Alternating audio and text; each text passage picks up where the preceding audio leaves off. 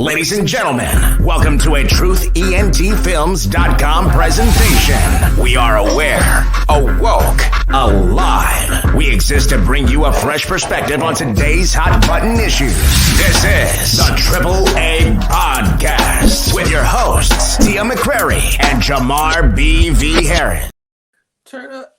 Welcome. We are back. We are alive, awoke, aware, and black, and gifted, and beautiful, and here, baby.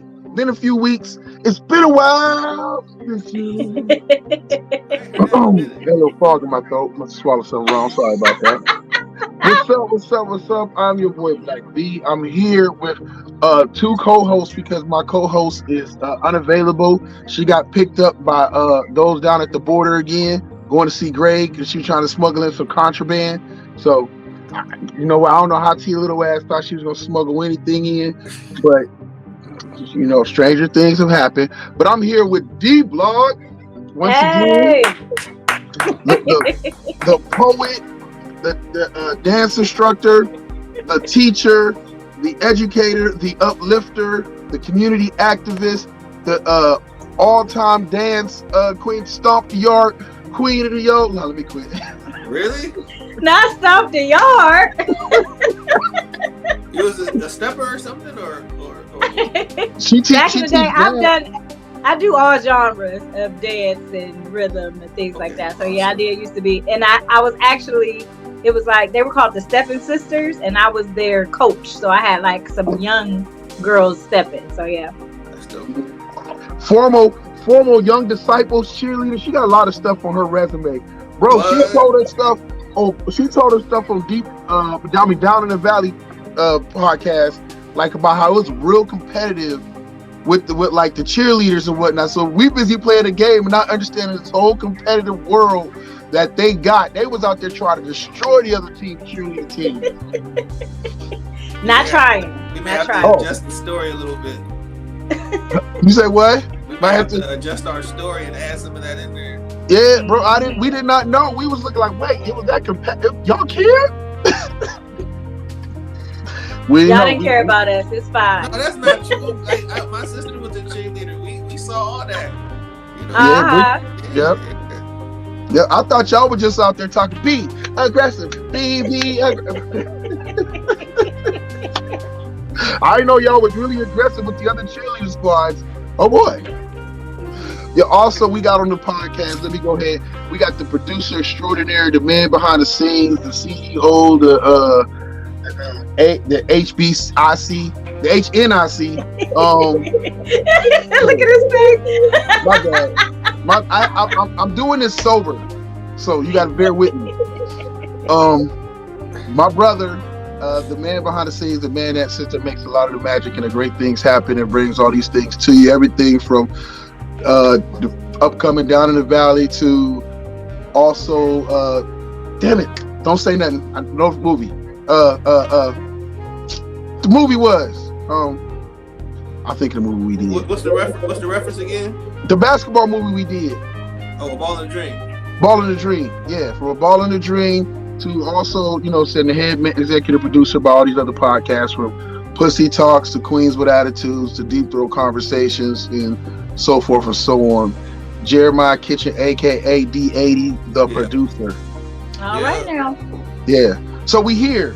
We are live. We are in effect. It's crazy as hell, but it's good times going on. So D-Block, since like I'm trying to steal you and make you be a regular at some point, all I need is two strong black women though, because you and Tia against me would would be too much. I don't know if I'm ready, but I will. But Really is. Tell us what's new in your world. What have you been working on? Just anything, short summary of what you got going on. What I got going on? Well, I'm still with Mercy Health, and we're doing Zumba and chair aerobics. Actually, 2023, this is the 6th year for the pop-up series. So we already started our calendar. So we usually start in January, and we have the whole year in place. So on January 28th, we're partnering with Big Brothers Big Sisters, and one of the members of the pit crew in NASCAR, and we are having like a founder of your future camp for young men and young ladies, and that will be in North Carolina. Is the launch. So that's happening in January. That's basically the focus right now, because that's what, a week and a half? Yeah. So that's what's going on right now. Approaching shortly. Yes, it is. Dope. D-80. What projects and different things are you working on behind the scenes, brother man? A lot of stuff. Updating Jade. Making the storyline. Well, cause you know the storyline. Yeah. But we need to make it a little thicker. So I've been going through that with Elena, and Mariana is the new person that's gonna play. Well, it's not Miss Wu anymore.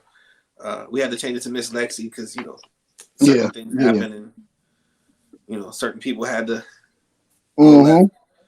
So just rewriting that, getting that done. We're gonna start those table reads in about a week or so.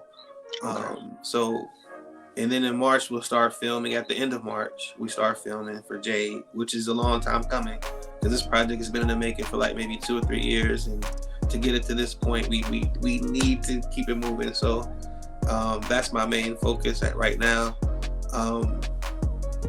Got some stuff with some contractors that Truth has been working with.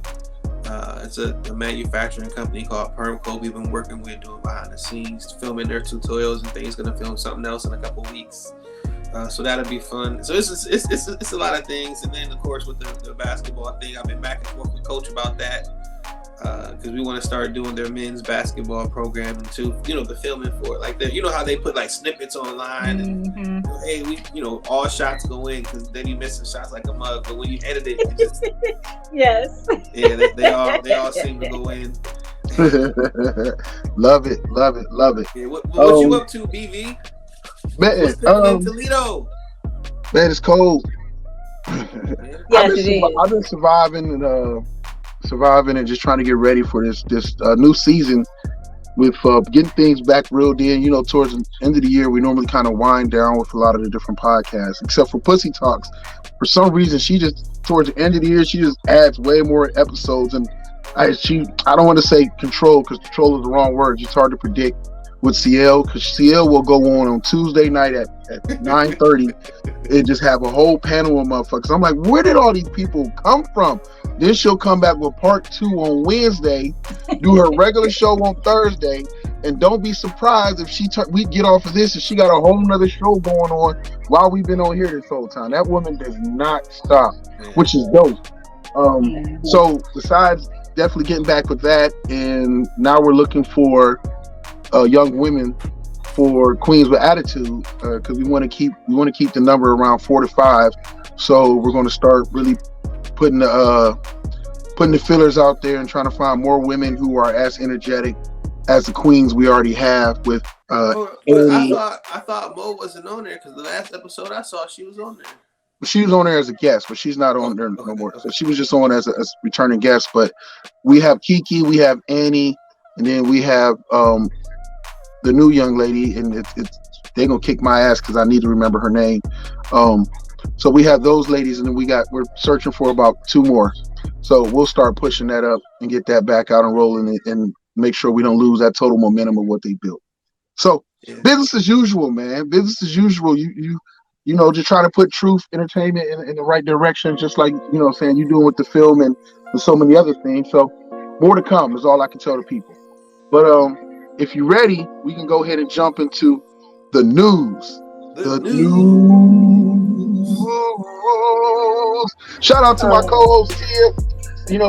Get better, queen. Take the time you need, because when you crazy like me, I totally understand that it takes a while to get you back to being you. Yeah, pray for her family. She's going through a lot. Yeah. So, let's start this news off right. D Block, tell us about this pastor. The pastor that wants to take you higher, closer to the Lord. It's a pastor in the state of Georgia and I'm learning more about him because I think he came from Michigan, which makes so much more sense with this. So he there's a lot of acres of land, and he's calling it urban farming. And he said he wants to target the black young men of the community, and he said he's not looking for church people. He's looking for men who smell like weed, is what he said.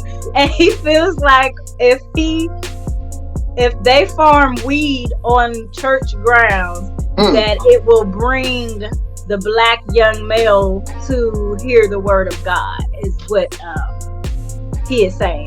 Tell it. Woo! Well, man, you catch the Holy Ghost up in here. Be high as hell, one of the two. Yes, I have so many thoughts, but I would like to hear what you guys think about this, because I have so many thoughts about this. If you light it, they will come.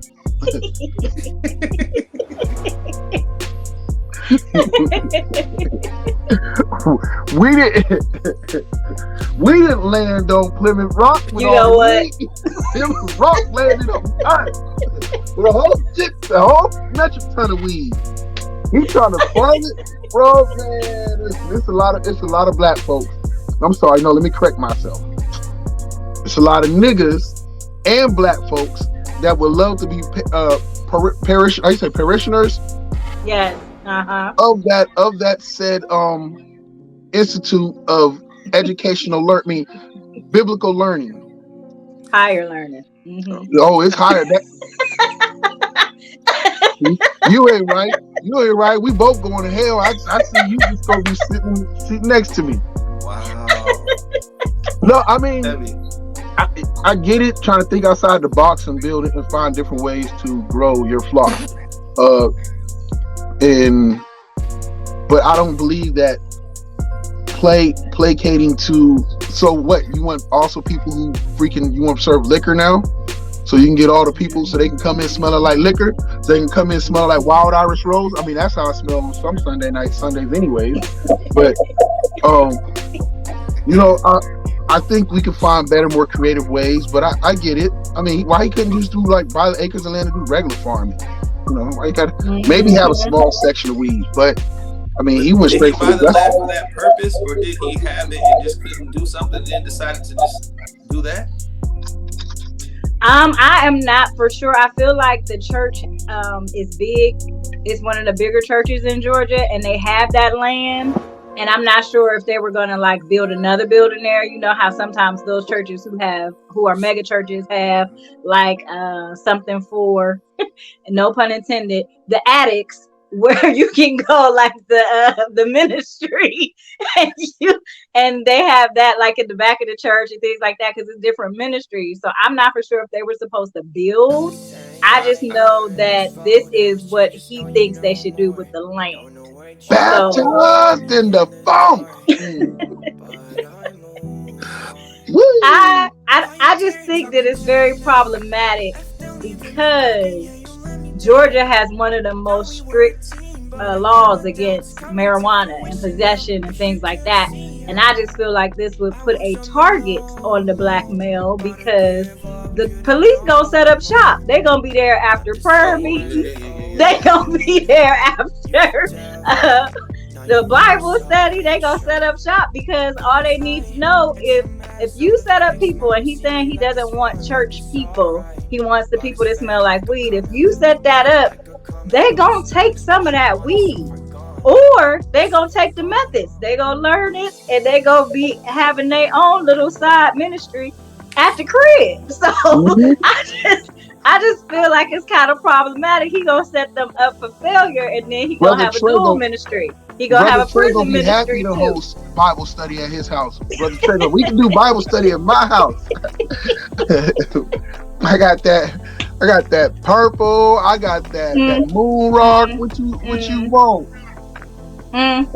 Y'all silly. Listen, I don't even smoke, but kudos to them. I do know Georgia's been working on a little law to change it to allow for them to like Michigan, they've been working on that. So maybe him coming from Michigan. So weed is not legal in Georgia? They have very strict laws. For medicinal purposes. Yeah, it but is they're legal. trying to change the law. Yeah. Yes, it is legal for medicinal purposes, which I feel like that's where he's leaning towards. I guess he's gonna sell it to where they can distribute it. But that's I know. I got the perfect name for that strain, Holy Ghost. Ooh, I copied it right at first. I'm a first. I need to put a. Ooh, what strain is this? It's that Holy Ghost. Oh my God. Woo. You know what? But yes, to answer your question, that is for medicinal purposes. So they do have dispensaries and things like that, but they got the strictest laws for the people who are don't got that medical card. Wait. I come up with my name for my second strand, highly favored. Oh yes. You know, I think you want to go to the church. I do.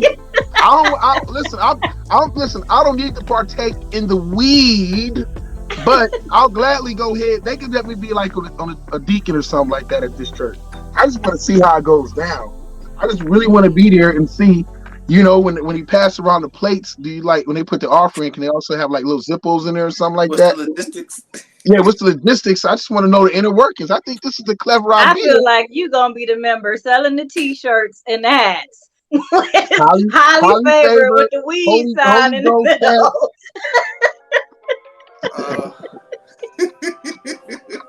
If you light it, they will come.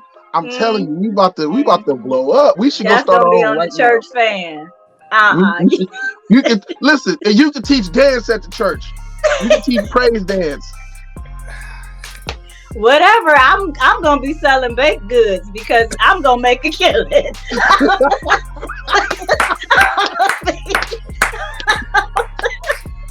That's what I'm gonna be doing. Forget dancing. I'm gonna have everything. I'm gonna have the chips, the vending machines. There you go. Everything. There you go. Man, see, look, we got a business model already going. Somebody gonna see this stellar idea. Oh yeah, he probably watching this. They gonna send it to him, Pastor. Look, they done already paved the way. So I guess I'll throw on the next news topic. I'll go ahead and throw out there. Did y'all see the video of Young Thug's friend, co-defendant, try to pass him off some perkies in court? I didn't see it, but I heard about it on Twitter. The gall. These people is wild. Oh my gosh. I was appalled. I was like, was he walking towards this? Like, how did it happen? He was walking behind him while Thug was sitting at the thing in court. And he walked behind him, and he was dapping him up or whatever case. And they caught it clear as day. Was it like the deputy sheriff that did it, or it was like one of his co-defendants? The deputy sheriff was like kind of behind him, so. It was weird. I was like, I didn't even know you was allowed to. I ain't never been to court, so I don't know how it be. Because I mean, I'm gangster, but I'm not street gangster. I'm like gangster in another way. So, I ain't never really been to court like that. So when he walked behind him, I was like, they let you get access to each other like that? Mm-hmm. And he walked by, went to go get Thug, turned around, gave him some dap, and the handoff wasn't even smooth.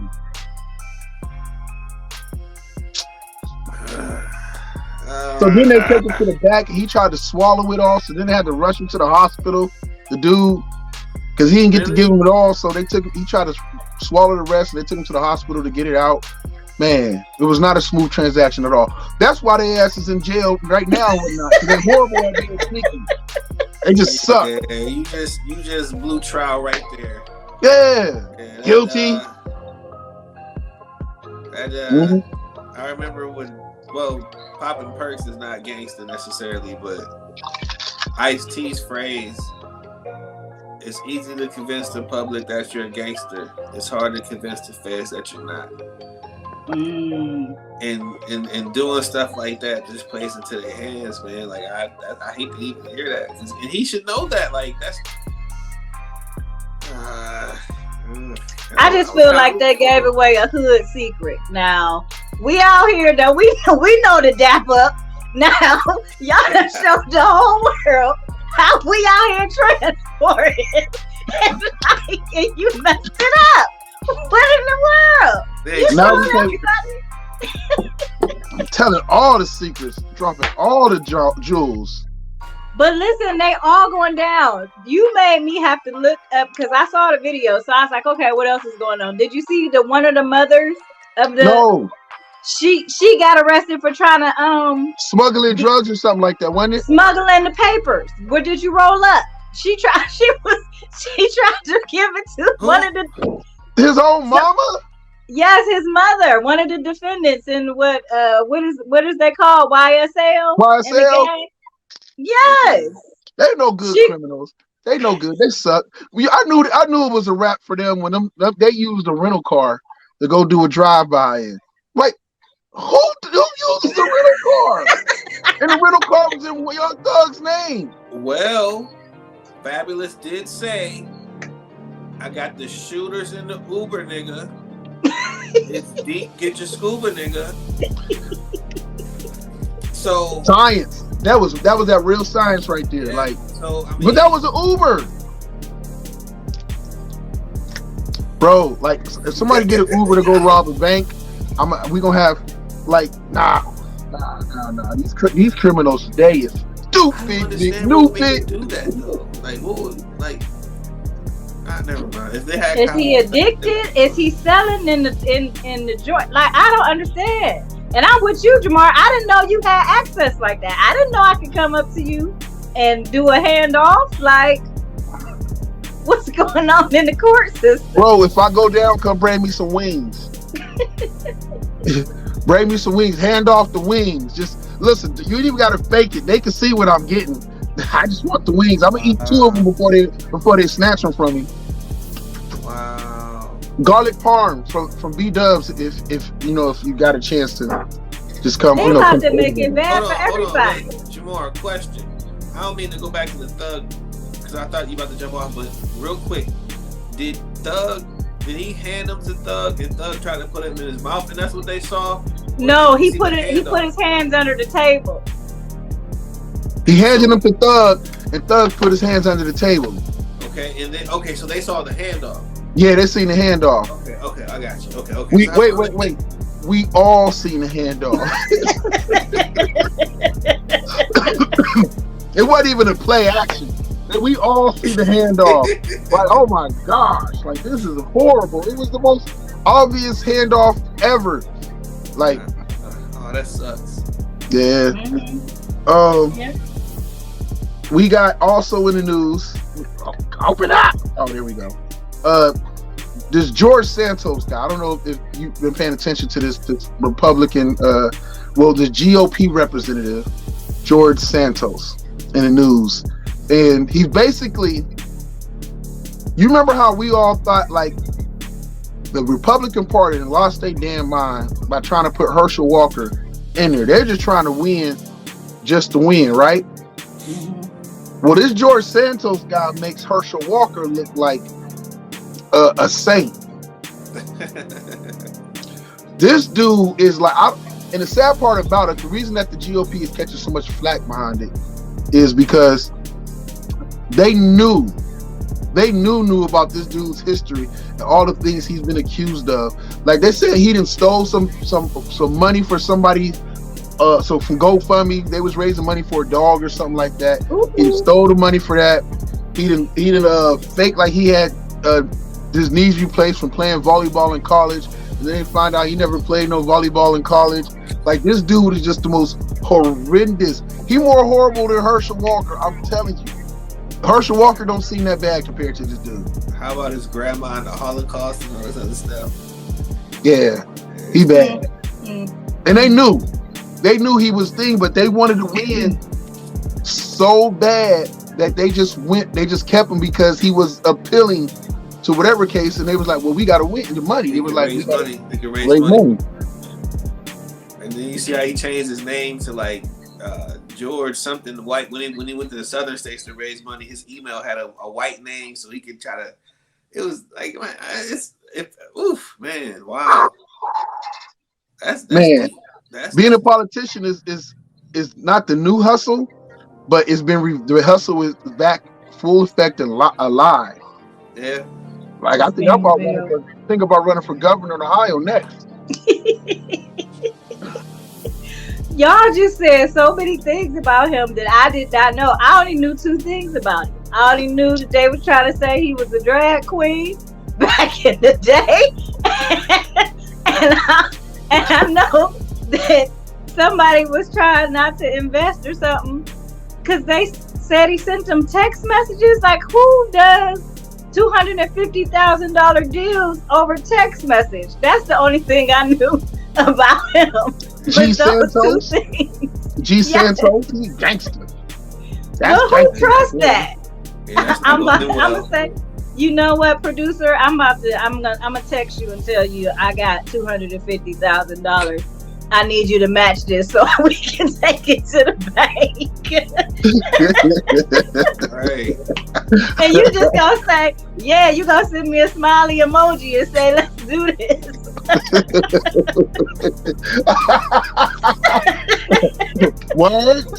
200? Okay. I just didn't understand that. So the stuff partner, what y'all just said, yes, this is wild. I don't. Where is he even trying to run? Where is he running? He won. He's from what? He won? He's from somewhere in the East Coast, ain't he? Yeah, New York. New York. God damn it, New York just put anybody in. Wait a minute. Oh, well, that was before they all knew about the lies, though. Oh, this is just coming to surface? Yeah. Man, the Republican Party knew. They didn't care. No, they knew. I'm talking about the constituents. The constituents didn't know. They was like, what? Oh my gosh. Like, you couldn't look at these dudes' pictures. Like, even when I watch his pictures and everything, I like, this motherfucker looks suspicious. He looks like a villain in like the new Batman movie. Like, he does not look trustworthy whatsoever. Now I gotta go look. I just know the headline. I saw some headlines. I didn't go do any pull research. Up a picture of him. I'm telling you, you pull up a picture of him, you gonna be like, well, damn. I mean, y'all ain't know. Yeah. Man, he was. We all from Youngstown. I know a shady character when I see a shady character. He looked like he didn't graduate from Rand, but he went there. You know what? Well, was it as obvious as passing Percocets in the courtroom? Was it as obvious as that? Yes. Listen, you said so yourself. The text message. Come on, come on. What are we doing here? That wasn't a red flag.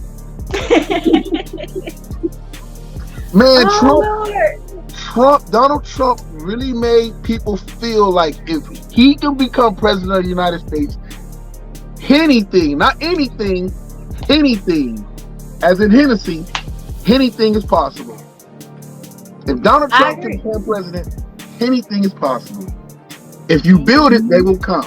I bet you he's gonna pay his offers and ties down there at that marijuana church in Georgia.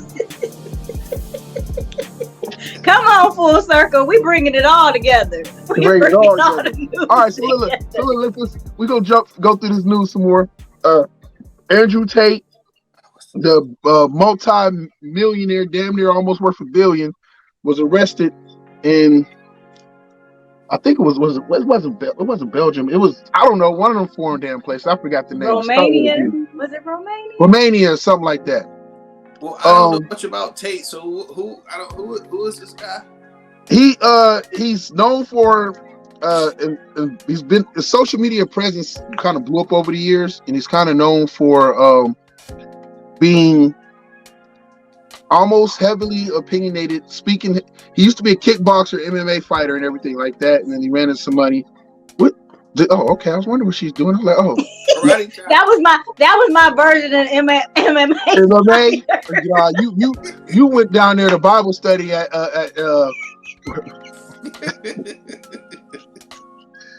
Trey House and went to Bible study. Was smoking on that Holy Ghost. I'm gonna need you to stop while we live. Okay. Get it together. I'm focused. Who's side?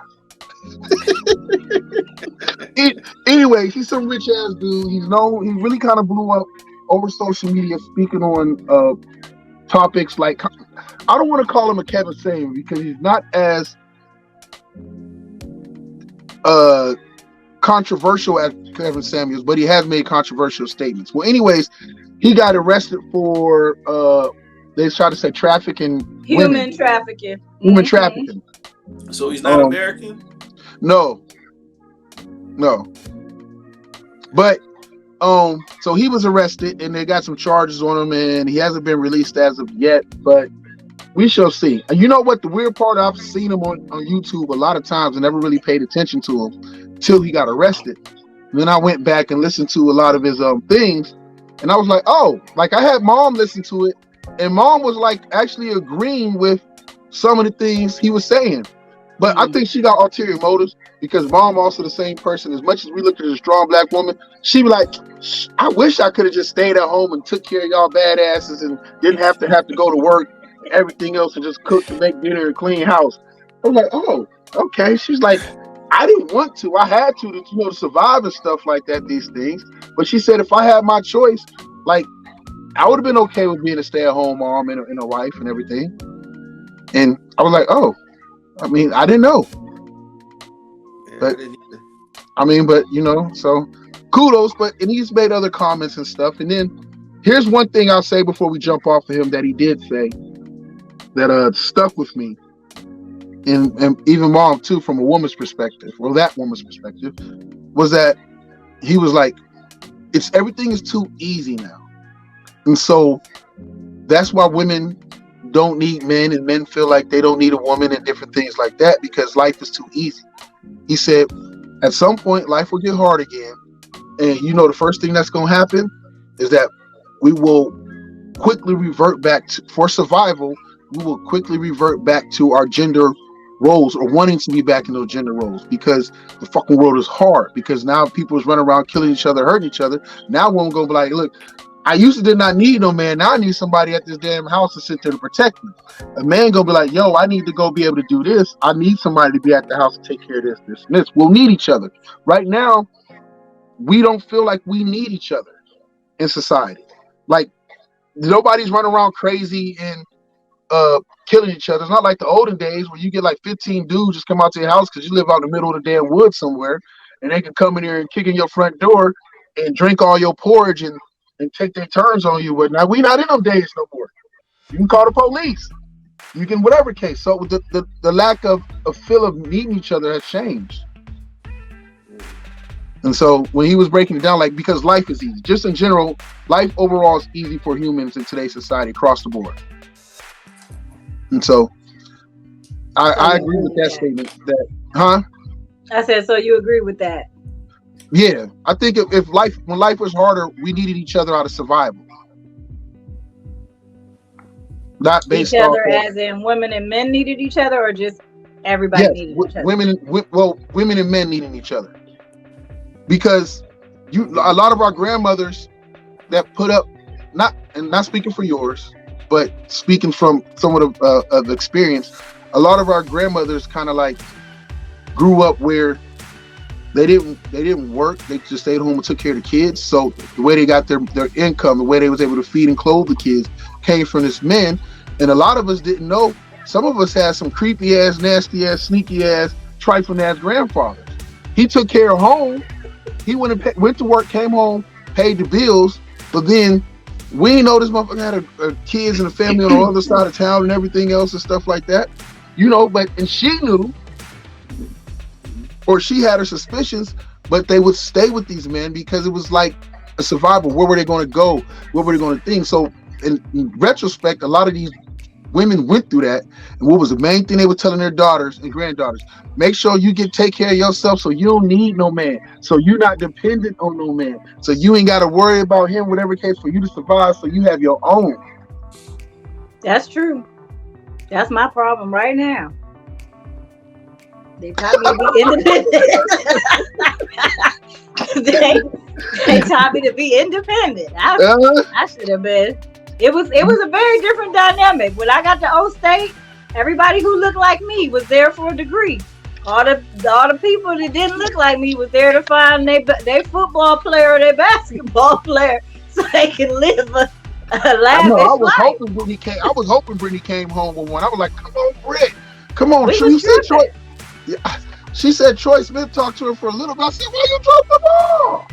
Listen, I had a friend for 4 years. I did not know he played football. Oh, what the hell, B? I thought we was just friends. I didn't even know his real name. I knew him from spoken word. We would go to like poetry contests and things or whatever, and I knew him as like the Birdman. So my senior year, I guess he got saved or something, and he had like it was a flyer about football players getting saved. So I'm like, he played football? I was like, oh, he must sit the bench. Oh, this guy went to the league. I was like, I said, dude, why you ain't tell me you play football? He talking about, I wanted you to like me for me. I said, sir, we've been friends for 4 years. What in the world is going on? And then I still ain't capitalized on the moment. I didn't even capitalize. You fumbled the dead ball. You did not understand the assignment.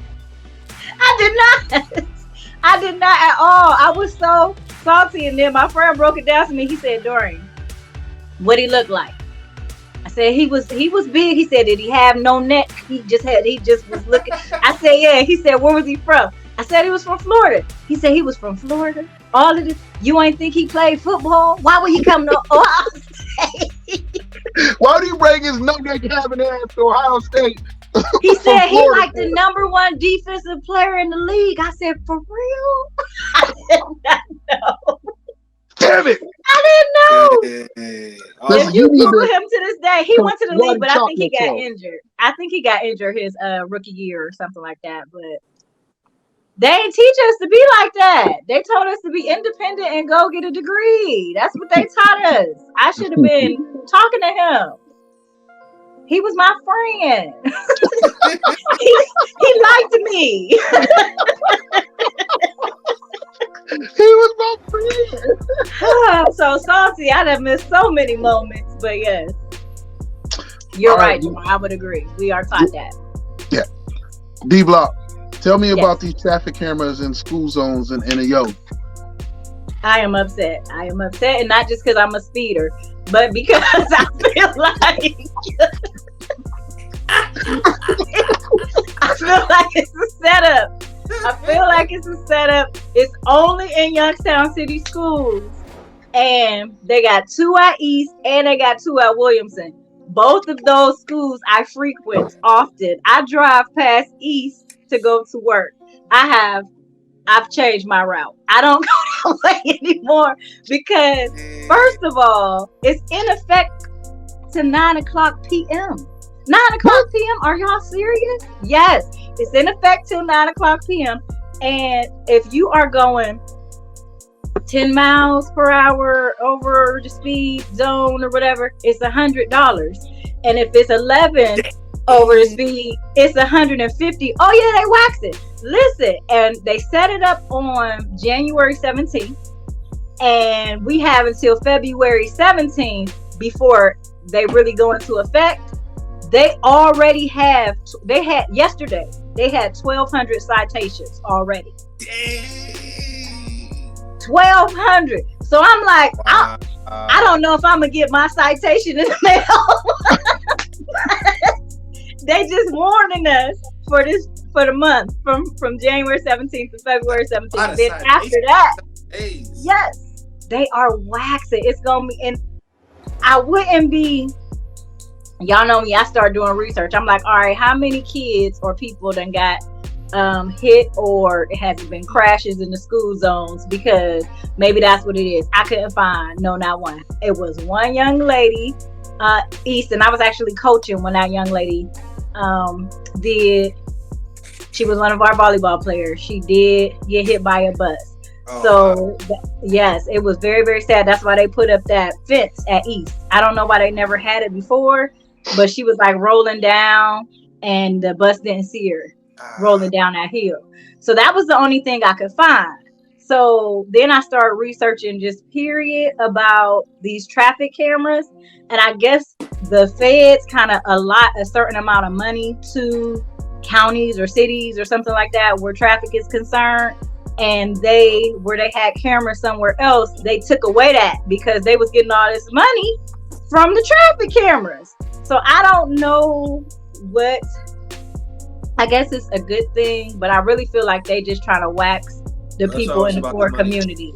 D-Block, yes. They just trying to stop your ass from speeding in the school zone. Okay, listen. No, because and try to make it seem like it was about the people. We the people. It is about the people. Because why it ain't at Liberty? Why it ain't at Hubbard? Why isn't it in Boardman? You can't tell me that people ain't speeding up 224. You can't tell me. There's some in Hubbard. Why you speeding in the school zone in the first place? You know better. I slow down in the school zone, but obviously not. Obviously 9 o'clock at night. At 9 o'clock at night in the hood, you think I'm gonna go slow through the school safety zone? No. D-Block, obviously, if you speeding through there, you are the danger in the hood in that school zone.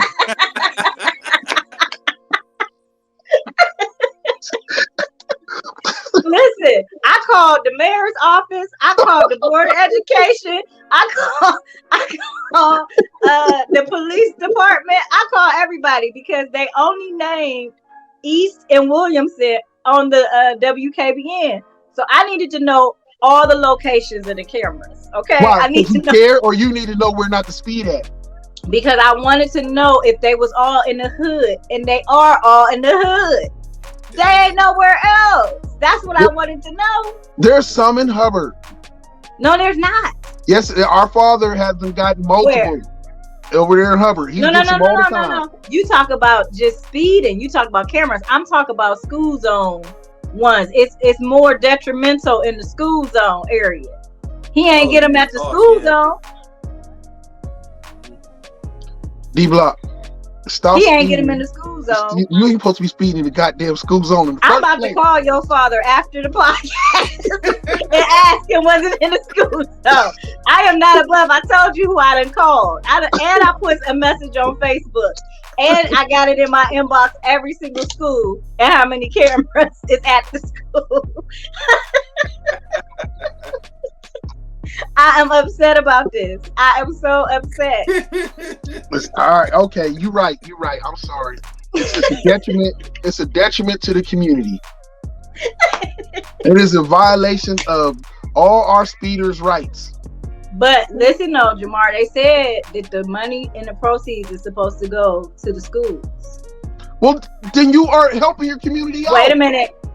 I don't believe that because they said the same thing about the lottery, and we know everybody be playing the lottery in them schools. You went to Rand. What did the lottery do for us at D Rand School? What kind of books? What kind of computers? What did we have? I don't believe it. We need more people. What did Jay-Z say? So we don't. We don't believe you. We need more people. No. I'm telling you, it's a setup. I do not believe it. Now, if we see some improvements in the school, then I take it back. But I don't believe it. So if they get some new book covers, you okay? No. Mm-mm. And you know we had them paperback book covers. Book covers. They tricked me. I thought they were just an art project we was doing to cover them up. I didn't know they made it do that shit because them damn books was raggedy as hell. And they trying to protect the book. God! You thought you was doing an art project? I did. My case in point. Look at that. Now you thought you was doing an art project. The nerve. The gall.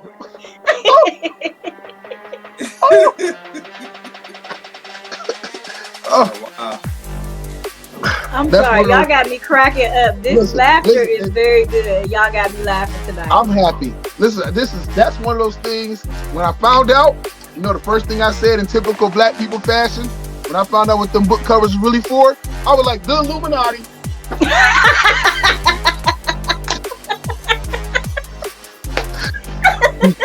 The goddamn Illuminati strikes again. They made it. I had to do it for multiple classes when we had to make the damn book covers with the old damn. And we used to go to with sparkles and get the bags with sparkles over there when it was, man, the motherfucker got damn Illuminati strikes again. At least you had a star on your book from Sparkles. That wasn't that their logo. Then they have a star. I felt good. I felt good. And I would go in there. Listen, you understand when Sparkles and Hills did things for me in my childhood. I would go to Hills, that popcorn, you just walk in there and smell that popcorn, and it was just delightful. It was great. Sparkles, you go in there, and everybody knew Vernon that worked in the back in the meat department and whatnot. So everybody go there like, hey, what up? But you know, you would see people you went to school with. Sometimes I seen a bully, and I'm like, oh man. And then I seen a kid who dressed nicer than me to school, but his mom ain't had the same groceries we had in our grocery cart. We was eating good over here. Facts. I don't know what they was doing over there. Listen, we were poor, but we didn't know we poor because we always ate good. Major facts. Well, y'all was all unified because y'all all was getting them book covers. So there's that. Goddamn Illuminati! All right, we're going to talk about this. Before we get out of this news, one last thing. We're going to talk about this highs and lows of Lovecraft Country. Bro, did you see that? See what? Lovecraft Country. Have you watched that series? Mm-hmm. That was my stuff. But D-Block, you want to talk about it? Talk about it. Tell me about it. What we got to say? Well, I really, really loved it because it showed Black people in a different light. People were super smart, people were super talented, things like that. The only thing, the low for me, besides it being canceled, was I felt like some of the stuff that I knew to be true, people would think that it was just fiction because of the fiction in Lovecraft Country. So like when it was the sundown state, when they were driving down and it was sundown, and we really know that's true. Mm-hmm. And they got caught, but then all of a sudden, when they was about to get murked by the cops, here come the vampire thing killing everybody. So now to me, it's like, okay, I'm able to separate the fiction from the fact, but people who don't know about sundown, are they able to separate it? And I felt like it was a lot of that in every episode, to where if you knew about the Black culture, you knew what was fact and what was fiction. But if you did not know, you could just think that it all was fiction. Does that make sense? It makes perfect sense. I lived in the sundown city, Youngstown. I wasn't allowed outside when the street lights came on. Yeah, street lights. So I got beat. Listen, if I was out there, I got beat. Mm-hmm. I never thought about it from that perspective. So I will give you like kudos for really putting that out there in that manner, because I would have never thought that people could conflate the two. However, I will say this: if anybody has, then you better skip the whole month of February. Mm-hmm. You better skip that one day in January that we get. You better skip that one day in June that we get. Like I think that we just got. Facts. So even D-Block, even if they don't know our history, like they're learning this for the first time by seeing that, then if that opens up the rabbit hole of curiosity to see that this stuff was like, you know, things in that. So it may even open up more minds to be like younger people, like, oh wow, okay, Black people went through that, because that scene was very intense, to be honest with you. I almost didn't watch it because of that, because I'm like, man, I've seen enough We Shall Overcome type of movies, but it wasn't that. It totally 180 to where I was like, oh, this is special. This is something that generations I hope will embrace to come. But man, you may have a point, but I just hope it may open up a rabbit hole of curiosity to say, hey, what really happened out there? Because I know a lot of people Google Lovecraft Country, and what was that county in there? Was it Ashland? I can't remember the county that they were trying to go to, but a lot of people were looking that up to see if that was real. Damn. That's a good point. I didn't think about it that way, because then maybe they will get curious. I like that. Yeah, and then, You're the optimist. Yeah. Yes, I like that. I didn't think about it like that. No, it's just I love Lovecraft Country. I appreciate the character development. I think the fact that what was his name, Tick. I think the fact that he had some hidden things in the closet and then come home like this big hero and tried to portray that. I thought that was kind of cool. Yeah. It was a lot of layers to it. It was dope. It was well written, even for the most part, well directed. So it still kept it informative, like you guys were saying. There was some.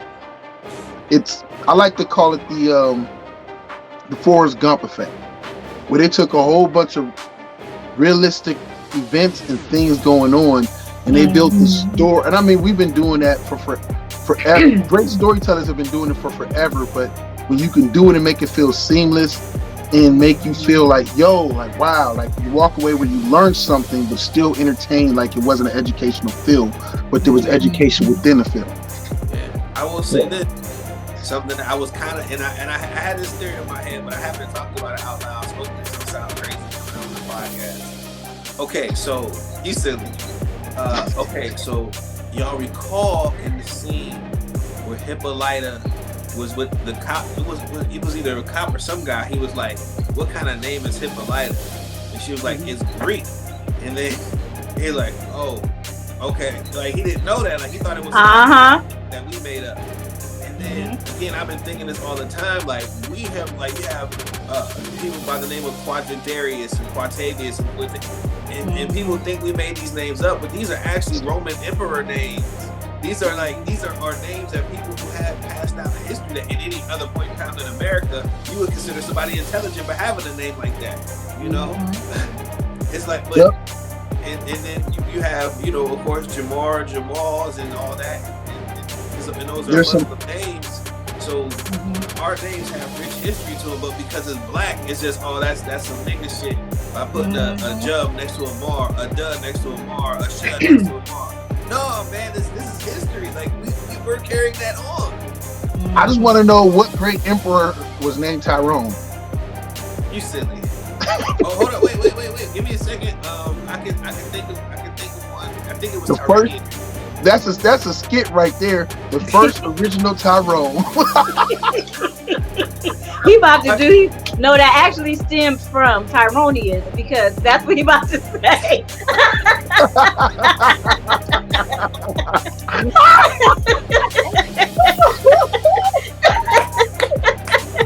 That sounds good. I'll roll with it. Mm-hmm. I'll roll with it. But I thought that was dope how she put that. No, that is it's Greek. Like, you know what I'm saying? Right. Like, it's not some nigga made up his Greek asshole. But that, right. I thought that was dope how she did that. Yeah, that's super dope. And there's moments like that in the film that, man, it's so intense. When they were sitting in the ice cream shop, after that little white kid when it got those people, and then I can't remember the one girl's name. You know what I'm talking about, the girl, the Smollett girl. And she went back and was like, "Hey y'all, we need to get out of here now." And, like we've never lived with that kind of intensity. So to see that on film and the way they captured it, it was freaking perfect. It was. I liked it. I really liked it a lot. Just, again, I hated that it got cut. Then they canceled us. Yeah, they canceled us. It was cost a lot of money to make such a great thing. That's what they said. That ain't the truth. I don't believe it. No, I don't believe it. At some point, and I know this is not the time, but I'm just putting it out there. I think the world needs to, and this is totally random, the world needs to revisit that last Dave Chappelle special. Listen. I think as time passes and things kind of resurface and become popular again and become trending again, I believe that will be a turning point in the education for a lot of ignorance and transphobia. And people go into watch and say, "Oh, he said something about trans." but it's totally reversed once you actually get immersed into what he's saying. Mm-hmm. And only masterful craftsmen can do that, because he set up the show with the intent to do that. And as you're watching, you don't know, you're just taking these twists and turns with him, thinking that, you know, it's just another comedy show, another bigger, blacker, deafer kind of thing. But no, he's actually taking you somewhere, man. And that we got to talk about that. Like, but he always did that, so much so that I didn't even think you were talking about that. I thought you were talking about the Chappelle Show, because they used to even use the Chappelle Show in my criminology classes. Like while I was in college, they would put it up on the screen and they would say it. Then they would look at me, "What you think about that, Dory?" And I'd be like, "Really? That's where we going?"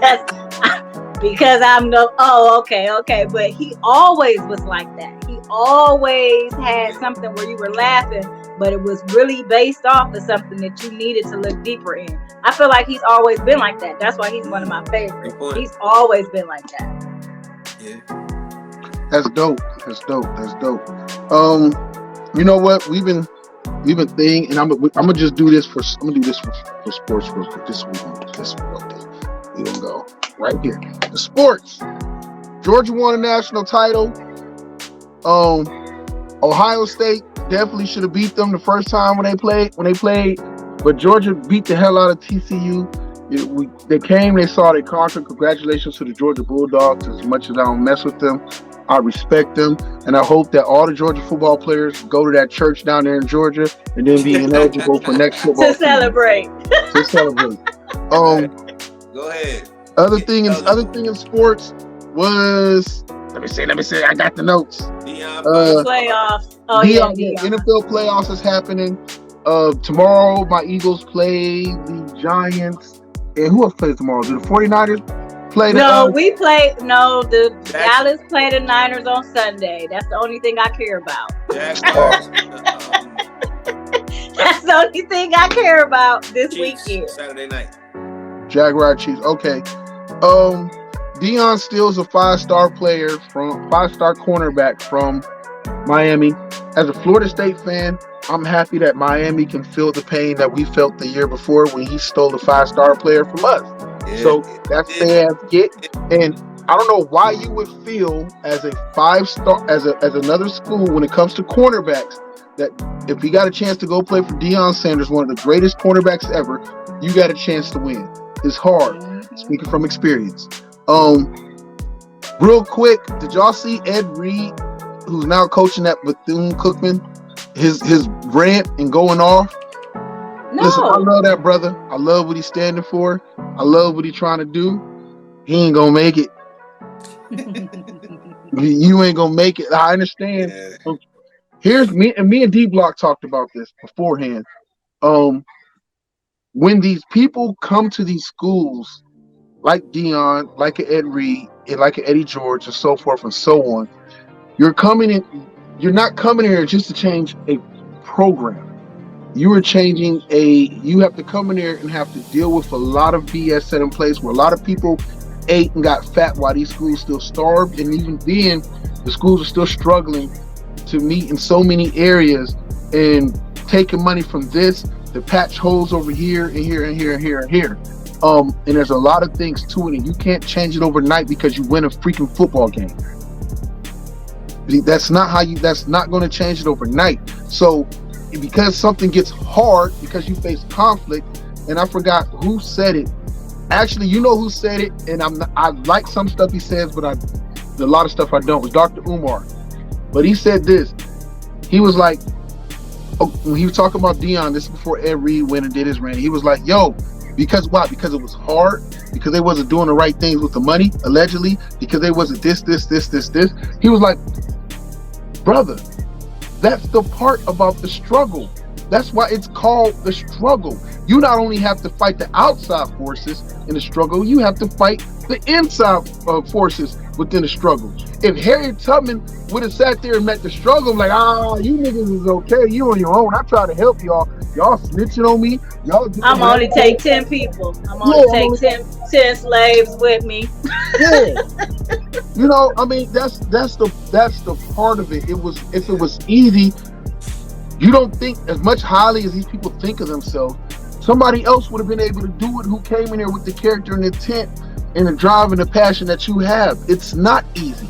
And just because you're Deion Sanders and you have access to all this money to bring in, you still are dealing with a system, still are dealing with a group of people in positions of powers within these institutions who it takes time. You have to move them out, or you have to change the way that they think, because they thinking like, I got to do whatever it takes necessary to hold this shit together, to patch holes. And yes, funds get misappropriated and everything like that. And then just like Deion Sanders had to learn, just like at Jackson State, at Colorado, yeah, you got to kiss them boosters' ass, because the money still makes the world go round. And the difference is, you can tell somebody who, when you're worth a few $1 million, you can tell somebody, fuck you, I'm not going to your meetings and all the other stuff. When you got people investing 10, 25, 35, 45, $50 million into a football program, and they want to have a meeting with you or luncheon with you, you got to go. Them boosters is who help pay your salary. You got to go. You still have to answer to the man.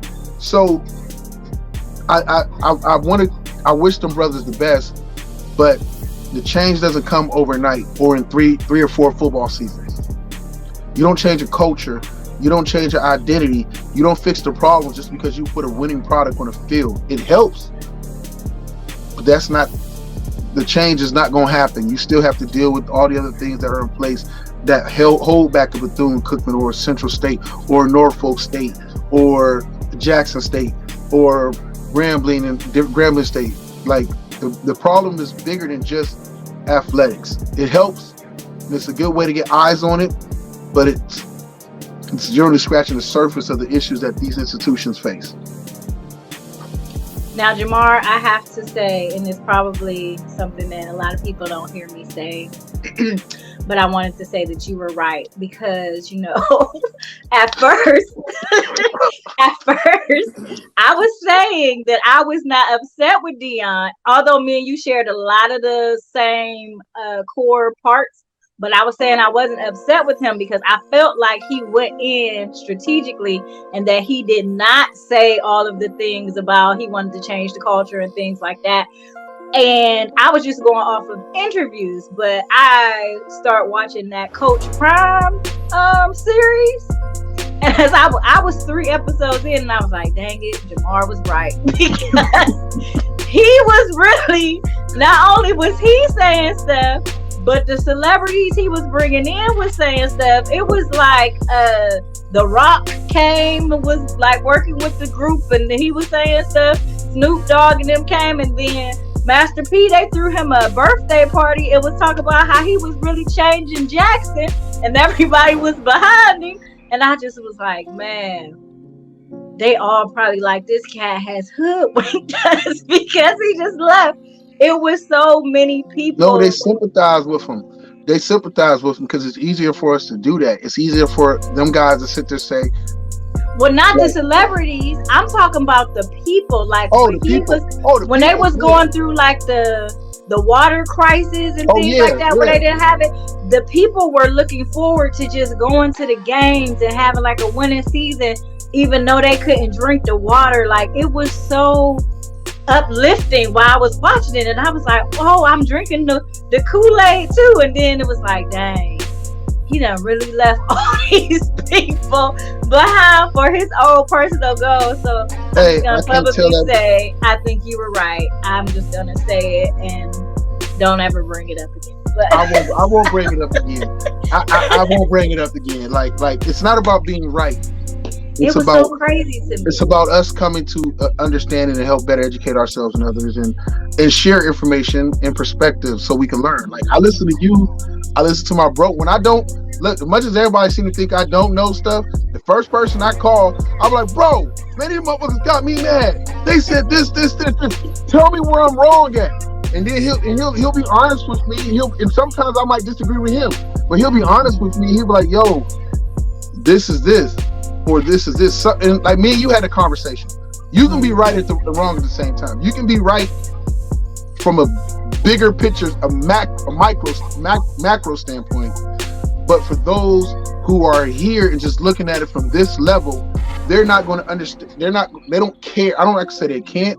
They don't care to understand things from things. They only care to see what they can visualize, what they see in front of them, and not From their perspective. their perspective, and not look at it from, just take a step back. And the biggest thing that hinders people, especially black people, is we think emotionally. We hate to look at things from a logical, take a step back, let's analyze and understand that nothing happens for nothing. Like, it's always something that is cause and effect. Life is cause and effect. Why are we at this point? Why you should be, in order to win an argument, you need to first argue against your own argument to see if you can easily break down the point that you're trying to make. And if you can easily break down your own damn point or argument you're trying to make, then you need to go back and strengthen your argument before you step to the table trying to come in there rah-rah about some shit that obviously you truly don't understand if you can break down your own points. That's how I look at things. So if I sit there come to you and I'm like, yo, Doreen, I think motherfucking like Doritos is like shit, and I don't care what you say. And then you break down all these facts, and I know you're gonna break down. I know you're gonna say this. I know you're gonna say that. And then when you break it all down, and I'm like, well, I don't care. This is how I feel. Then you could have kept your damn feelings to yourself. I could have kept my damn feelings to myself and just whatever case. Don't try to make something a fact because you feel it. Make it a fact because it is a fact, or because you know the information that supports it to be a fact, or because you see there's history in a behavior pattern that supports that we're going to end up at this point and whatnot. And you see it, like me and my brother is like my source, like for grounding. Like if I'm feeling real strong about something, I'll call him. He's like, nah, man, whatever. I'll argue with my own. I'm like, he'll tell you, I'm like a black sheep amongst my friends because I think so different. I'm the biggest person. The Mike Brown thing, we was going at it. Like, yo, the biggest people who were the biggest thing and cause for Mike Brown was the people in that community. That's a macro way of looking at it, because I went and looked back at the voting turnout, and I went and looked at so many factors that played into how you 70% of the population, but only 17% of the voting turnout. How like in the police, before you're like the majority of people in that county, but none of y'all are on the police force. None of y'all go and run for any of these positions and whatnot. And you know what changed after that is when the federal government, of course, came in and helped. But when those people took responsibility and accountability for their community and started running. Like, I hate when how often you do it, we do it. People complain about crooked judges or crooked sheriffs or crooked district attorneys and whatnot. Those are all voted in positions. You only care about, I don't want Trump in there. I don't want Trump. He's a horrible guy. I don't want him. But you done let Tom, Dick, and Harry become a judge or state a judge, and he done locked up all these black people. You done let this greedy ass district attorney who only cares about getting his numbers up so he can go to a higher position. You don't know who your councilman are. You don't even know what, most people don't even know what ward they live in. I'm big on accountability. Like, that's just me. So, but anyways, we were supposed to be on sports, but we're done with sports. We're done with sports. So wait, I got a question though about sports, real fast. Tell it. I want to know y'all opinion on females who know about sports. That's because dope. I feel like a lot of times the guys who I talk to don't believe that women know sports. Am I just talking to the wrong guys? Yeah. Or is it big? But I feel like guys from Youngstown get it. You're giving us you're giving yourself a small sample size of guys to sift through, and you're in a market that's probably a horrible dating market. No disrespect to all my good, strong. Well, I'm not even talking about dating. I'm just talking about or even interacting, like interacting with anybody, even on your job or whatever. When you are, like for instance, I was talking about the Niners versus Dallas, and I was talking about how I was scared that the Niners was gonna beat us because they had a good. They can run the ball against us. The Bucks couldn't do that, which is why we kind of was able to dominate, because when you run the ball, you can kind of control it. And this guy said, what dude, actually, I'm going to say the N-I-G-G-A word just because this is what he said. You want me to say it for you? What nigga? Yep. Have you been talking to? Did you know what's going on? And I was like, what? Like, Wow. I said, excuse me, like I can't just know that I'm like a for real Dallas fan. I'm a for real football fan. Like, what do you mean? What dude He don't know your talking history. to? He don't know your history, D Block. He don't know. Like, he don't know that you was a ferocious cheerleader. And you was out there screaming, "Take his head off!" Wow. So y'all feel like y'all don't come across men who think that women shouldn't know about sports? I don't say I've come across men who think that women shouldn't know. I come across a lot of men that don't care to understand or know that women know. It's not a priority of their thought process or their everyday struggle to care or understand, to want to understand what the general woman understands. And so you're going to get a lot of that because out of ignorance or just lack of caring to know. It's like, I don't care about that. I don't want to know that. Like, they just didn't want to know. So when you say it, or when you come across intelligent in something that they normally deal with on a day-to-day basis, it throws them off for a moment. And when you get people thrown off and they don't know what to say, they tend to normally say some stupid shit right afterwards, just to say something instead of him just shutting the hell up. Like, okay, he got to say something like, "What you know about that? What the hell you know about, girl? You don't know about that." It just it happens to me more often than not. So I didn't know if it was like a Youngstown thing, because every female in my family watches sports, especially football. You don't know how to pick dudes. That's all. You keep picking the dudes that think like that, and then you miss out on the good ones, like the dude that plays for Ohio State. For that. You missed out. Listen, if you knew, honestly, I'm with that guy now that I think about it. Because if you knew football, you would have known that dude that was your friend for all them years played football. So he might be on to something. Jamar, why didn't he just tell me he played football? Why didn't he just say, "Hey"? He never once said he was going to practice. He never once said he was going to the game. He ain't never said not one thing. Because if you was really trying to be his friend, you would have known, because you would have sat there and engaged in more conversations with him to find out what else was going on in his world. But so because you just seen, it's your fault, because you seen you couldn't leave a hickey because he ain't had no neck. D-Block, is your fault.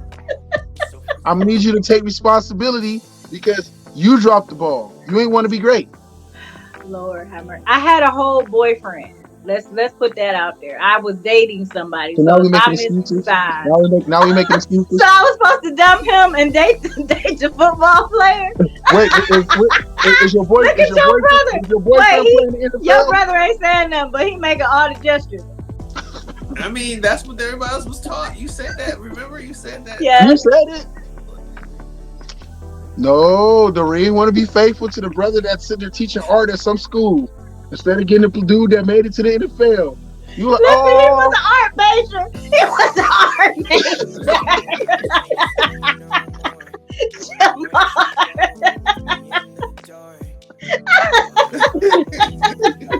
He over there got other damn kids over there making them damn binders and doing paper book covers and whatnot right now instead of playing the NFL. You made that choice, D-Block. You made that choice. Because his poetry was better than No Next.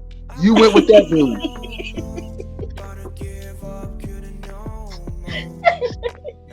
I feel so seen right now. Okay, let's move on. What's the next topic?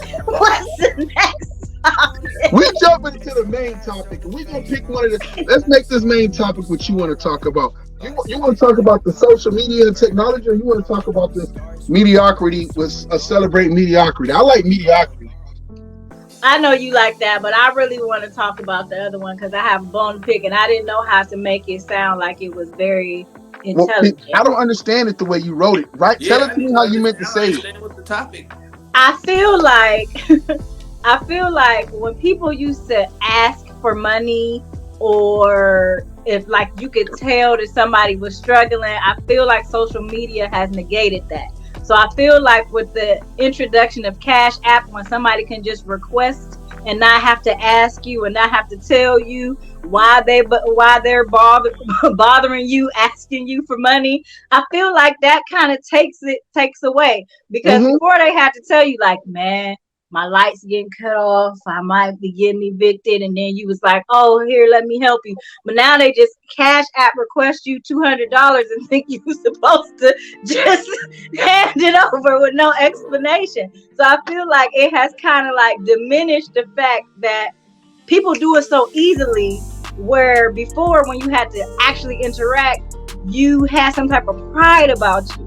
And now you could just pretend, even though you borrowed that money on Cash App, and now you at the Rick Ross concert popping bottles on social media when I was the one who Cash Apped you the money. It's just a revolving circle.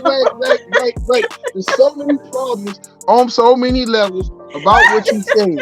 Okay, let me tell you.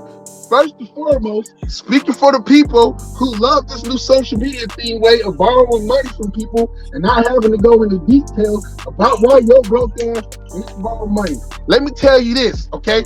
First and foremost, don't loan out the goddamn money that you need back, okay? That's the first rule. If you need it back, that's the first rule. I know, but go ahead. If you need it back, don't loan it out, okay?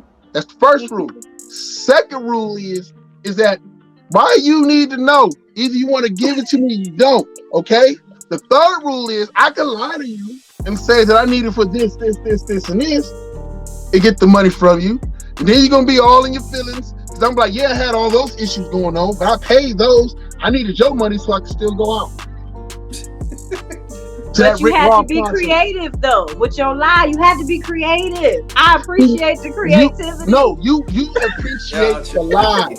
You love living in the lie. Listen, I just want the podcast world to know Jamar has not asked me for any money. This is not a personal. This is not a personal thing. Wait. I'm texting you right now, asking for some money. No. And I'm pressing decline. I'm pressing. Wait. What's your Cash App? I'm just gonna get your Cash App and just straight Cash App and actually. No.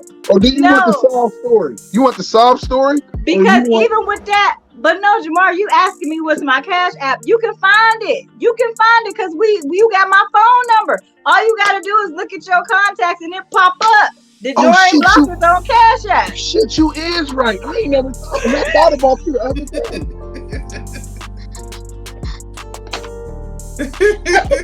Listen, I'm going to talk to the other brother. What you think? Point, this is close to home, okay? And so because I know I'm wrong. Because I'm one of them. Okay, I am one of them, and I complain about when niggas borrow money from me, but I'm one of them niggas that borrow money. But listen, I was taught, because I'm like, why people keep asking for like $2 and $5? They send it to all their contacts, and then when everybody send them $2 and $5, now they done came up on a stack of cash, and you like, oh, what in the world? That I'm telling you, everybody is a scammer. Everybody got their own stuff, and I feel like it's social media's fault. Because before I would be like, Jamar, guess who called me and asked me for $2? Then you be like, guess who they asked me for $2? But when they just send it out to the social world and technology, we don't know. And now they got $2,000, and we sit here without working for our $2,000 when they just sending it out into the social media world. Okay. Quick question. Yes. So, should I ask for $2.50 or $3 per person on my contact list? I'm just saying.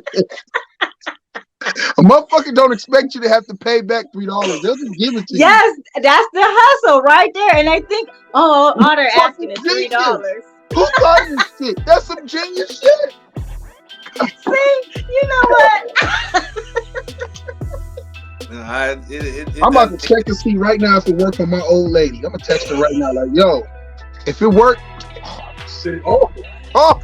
I need to talk to the other brother. What are your thoughts, sir, Yeah, on this? I don't necessarily know if social media made it easier, but definitely texting and requests and things you can just push buttons on. I do agree with that. It did make it easier because I didn't when I read the text there. I didn't really understand what you meant, but now hearing, okay, yeah, I think I agree.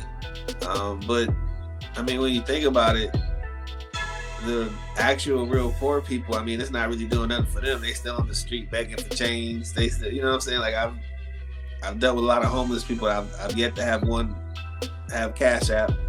But they do in DC. Well, I did run into a guy who was trying to sell me a CD with the Square card. Like, man, you got a card? I got the Square. I was like, nope. Here's your CD back. But I don't trust that. Yeah, they get hacked a lot. Yeah. Yeah. Let me tell y'all something. I have to agree though. I agree. No, I agree with you. All right. So I'm not gonna mention no names, but it's so funny that she tells the story. I had a little cousin, a younger cousin of mine, and he instead, you know what? I do get offended when a motherfucker just like requested on Cash App. Text me at first. Text me regular and ask me. Don't just Cash App a request, because then I'm gonna think you hack. Then I'm gonna think you hack, and I'm not gonna do it. All right. So you're right. I normally text. I like to text and tell you what the fuck is going on and why I need your money. Okay, that's what I like to do. I like to tell you that my life's fucked up. Sometimes it's my fault. A lot of times it's not my fault. But most times it might be my fault. That's not the point. But I had a cousin. He hit me up one day through thing. He's like, and all he said was, requested real important cutting. I need you. This is a little cousin of mine. I just got back in touch with him like, I don't know, a couple months beforehand. So I'm like, all right, I got you. I loaned him. It went down by like $45. And my brother always said, don't loan out money you need back. So I was like, I don't need it back. But I'm a broke motherfucker, so I really, truthfully, needed my $45 back. Because next week... You trying to kill me! But I didn't go hunting him down.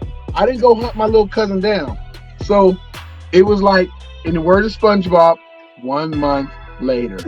And I'm like, and so this is what I do. What I do is, if you owe me some money, I just hit you up on some random stuff like, hey, Cuddy, how you been?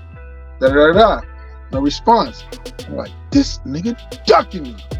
Then I thought, now here's where it get messed up, right? And I'm gonna tell you where I'm wrong. And somebody probably watching is gonna be sensitive about it, but I don't care. It's my truth.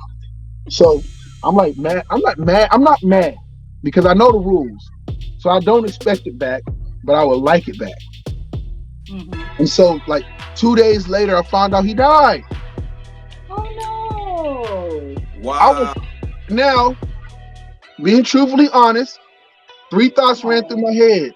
Like, man, Jamar, I love don't say the 3 thoughts. Just stop right No, there. I gotta tell my truth. I love my Cuddy. I love my cousin was the first thought. I'm gonna miss my cousin. I'm not gonna get that $45 back now, am I? Was the third thought. And I had to accept it. I knew I wasn't, and whatever case, and it was a tragic thing. And I love my Cuddy to death. But I learned a valuable lesson. Don't loan it out if you need it back. I wanted it back, but didn't need it. And I was hurt because I was conflicted. Like, I was ready to call his brother. Was like, hey, your bro owed me $45. I'm glad you didn't do that. That'd have been all But I bad. didn't do it. Because he was a good cut. If he'd have been a horrible, I got a couple other cousins. If it was them, I don't give a fuck. I'm calling like, yo, I'm calling their mom. I'm calling. I got a couple cousins I love but I don't like. I'm calling their ass. You just gotta send cryptic messages on the cash. No. When they ask for money, I call J.G. Winford. Like I put little things. little things on the thing. Like, oh, till Friday. Okay. Like with an emoji. That's what you gotta do, Jabbar. Then they send it back because they gonna feel like, except for I don't know how young your cousins are, because I don't know if my cousins would know JG Whip. Call JG Whitworth, Eight 877 seven cash seven cash now. now. Yeah, I don't know if they would know. I don't know if that translated to the younger generation. I need I need some of them Percocet lyrics. Hey, hey, if I call Young Thug, he gotta get it to you. Yes, I need some of his lyrics. That's what I'm saying. So I can be cryptic in my messages. But that's all I'm saying. So, but what y'all think about social media and people portraying that they have more than they have, and you know them personally, and you like, no, you don't. Like, do you think it's a problem, or just I let them think it's a live their problem. life? I think it's a problem. Like I do. And I let my brother answer before I give my real answer. Well, I guess I'm wondering if you think there was no social media, would they still do it? Yeah. Nope. Yeah, people been No, faking the phone. not in the scale that they can, because I'm serious. I feel sorry for y'all because I saw a girl in real life. She had a full goatee and beard, and then she posted on social media with the filter, and it wasn't there. Like y'all y'all don't have a chance. What women been okay, that's not fair because y'all women been lying to us the whole entire time. Y'all wear But y'all the wear clothes filters and and the makeup, eyelashes and yes, makeup and hair and jeans that make you look yeah. like you got a booty when you really got booty do.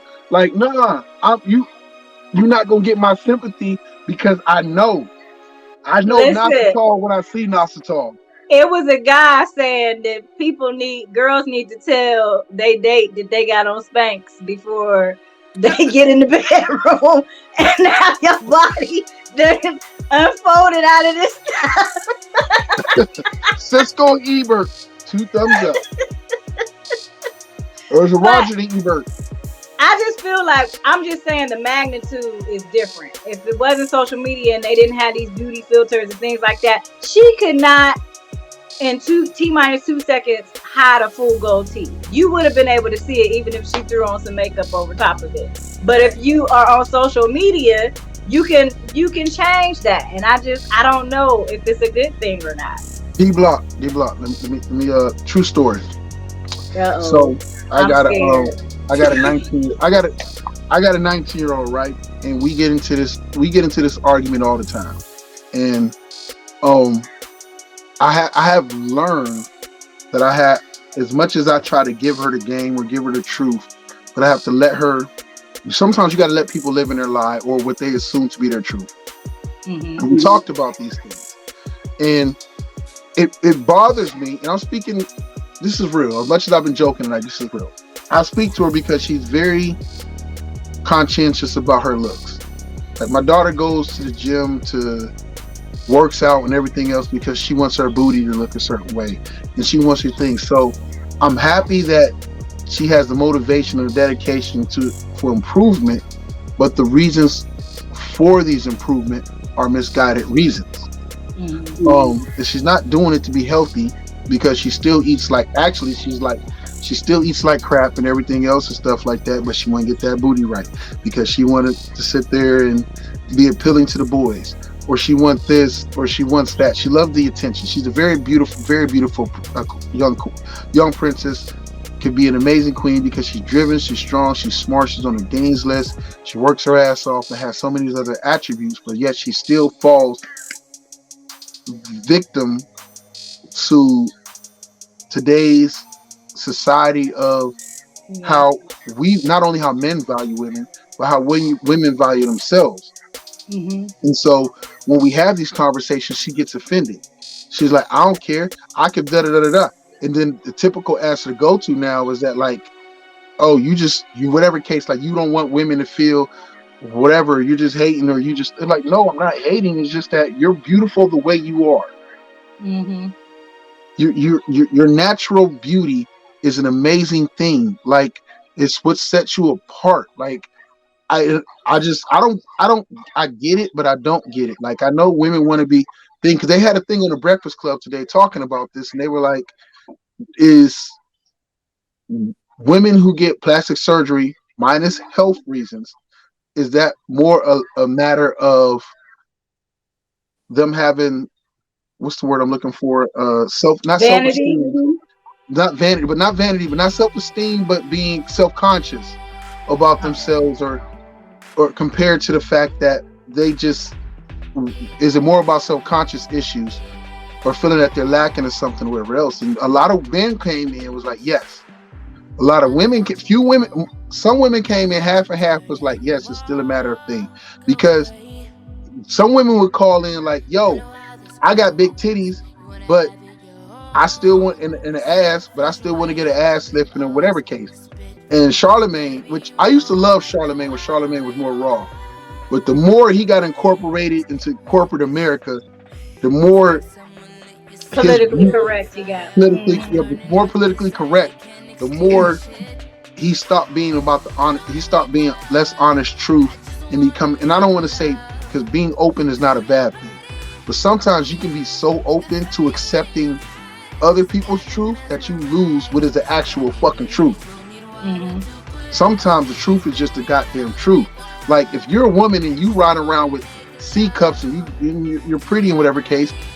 Now, don't get me wrong. I'm a firm believer in pro-choice. Pro-choice, do what you want to do to your body. Just be honest about the choices you make. If you felt that you were beautiful and you love your breasts or you love your ass, then why do you need to go get it lifted, or why do you need to go get them bigger, or whatever case? If you're happy with your lips, why do you need to go get injections in your lips? Like things like that. Like, and so it's like owning it. So I feel like social media plays into it, because back to the main topic, social media highlights and gives you the attention when you enhance these things, when you enhance the fantasy, when you women know to do the right pose, and I hate this. Oh God, do I fucking hate this. It drives me crazy, because women will act like they're so in love with themselves, but the minute they take a picture, you know how you can tell that they're not so in love with themselves? Because the first thing they do is they pose themselves and put their hand right there over their stomach, and that one part, cover it up. Like, and dudes, we look at the picture like, why the fuck is her hand over her stomach? That's the first thing we draw our eyes to. Like, why is she posed like that? But they do it, and it's like, yo, like, if you not comfortable, if you wouldn't put your hand there, we wouldn't notice. We wouldn't have noticed, and we probably don't care. But because you care, now we care. Like, it's like we care about your self-conscious issues. Yeah, I agree with you. It's some exceptions that I would say, but for the most part, I agree with you. So, like for the sagging breasts and things like that, those who've had kids and they breastfed and things like that, and now you want to just have them lifted back up to their former glory. Because you're what about your breast? You're what? Because what? Oh, I don't know. I don't know what their reasoning. I don't know. That's not my problem. But I'm just saying. It's a confidence thing. You're conscientious about it. Yeah, but it's also the way you look in clothes, because it all falls into that. What you say? It all still falls into that. Like, it's a confidence thing. It's a being comfortable with yourself because you feel uneasy or you feel less confident when you have these issues. And so what you're doing is you're addressing it, and there's nothing wrong with it. What I'm saying is there's nothing wrong with it, but just be honest about it. Yes. Yeah, I got you. Yeah, because I'm just thinking of my friends, because I don't have my problem. My problem is not with the trying to get the stuff. My problem is people think you got it because you look different than other people. Like, normally women have breasts and they don't have a behind, or they have a behind and they don't have breasts. Oh, you have both of them. What'd you say? We talked about this before. Yeah. Yeah. Well, sometimes when you have both of them, people think that you've paid for this stuff, and people ask me all the time, and I be looking at them like, I think I'm fat. Like, what is you talking about? Did you get some shots in your ASS? And I'm like, D-Block got a BBL. I'm like, no, I did not. Do you think I would still have his stomach if I went under the knife? Like, and it is so crazy because see, with me, my chest grows every single year. It's been like this since freshman year in college. And so people always ask me like, well, do you think of getting like a breast reduction or something like that? But I'm fine because my back don't hurt or things like that. Like, some people say like, oh, their back hurt or they do this, but I make sure that I buy the proper undergarments and things like that, and I dance and I stay healthy, so it doesn't bother me. So I just feel like if I did that, it wouldn't be a reason like, oh, truthfully, if I got a breast reduction, it would be so I could get a pretty bra, because when your chest is big, you got black, beige, and white. That's all they really be trying to give you. Those be the only support. Don't be coming to the bedroom with Aunt Dorothy's bra on. No, and it don't be Aunt Dorothy's bras. I guess they be cute, but can I just get a cheetah print bra and some panty matching? No, you might as well put the garter belt on and the pantyhose stockings on and stuff like that. If you come in there with Aunt Dorothy's bra on, you can't get cute bras because of your size. I'm just saying, if you ask any woman who is over a certain size, I'm telling you, we get happy. Like when I spend, and this is on my bras being on sale. I went and got 5 bras, 3 pair of panties, $657. Oh my God! Oh God! Yes, it's my mother. Now my mother's from the itty bitty committee, so she don't understand. She like, you spend what? I go to Walmart and it's crazy, but that would be the only reason, so I can get cheaper bras and so I could get some pretty colors. Can I get a fuchsia bra? Can I get a yellow with sunflowers? Like, they don't. Victoria's Secret is that they don't. I ain't seen a Victoria's Secret bra since 2007. Like, the secret is all of the Victoria models don't got no chest. That's the secret. You gotta go to pink pink or pink candy or some bullshit. I'm telling you, no Fredericks, no pink candy. My problem is this part is small. Usually people who can get the prettier bras, they are bigger. If your cup size matches this part, you can get them. But because this is little and my cup size is big, I have to get custom made bras. That's why you just looked crazy when I said $657. I hide the receipt when I go to the bra store. So my mother, I've never put anything on layaway before. I put a bra on layaway. I said, this is what we do. D-Block, I got your answer. You're not gonna like it, but I got your answer. I'm about to cash app everybody for $3 to buy D-Block. Everybody on my contacts list. See this, and you know what? You don't want them to know the details. I'm just putting D-Block needs a new bra, and we gonna get you one. See, you welcome. I can't stand you.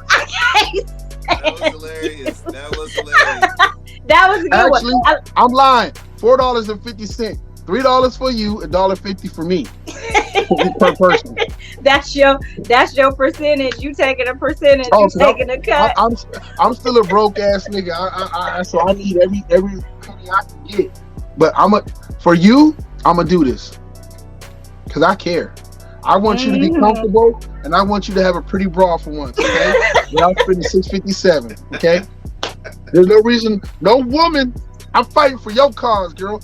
No woman should have to spend $657 goddamn dollars on some drawers and a bra. That's a lot. That's a lot of money, man. It's a lot. And every year, every March, I know they see me coming like, oh, she about to spend some money. Every March, I go and I have to re-up and do stuff, and then I just continue throughout the year because it's gonna grow.